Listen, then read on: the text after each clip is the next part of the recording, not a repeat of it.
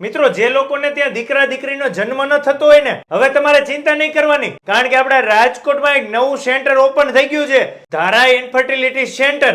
અહીંયા આયુર્વેદિક પદ્ધતિ દ્વારા સારવાર કરવામાં આવે છે.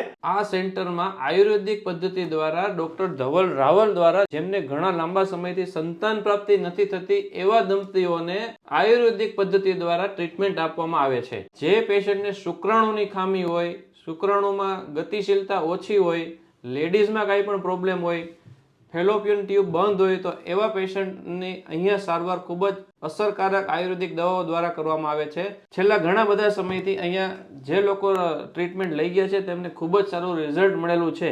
મિત્રો, સંતાન સુખ માટે ઘણા બધા રૂપિયાનો ખર્ચો કરતા હોય છે, લાખો રૂપિયાની દવાઓ લેતા હોય છે, પણ રિઝલ્ટ નથી મળતા.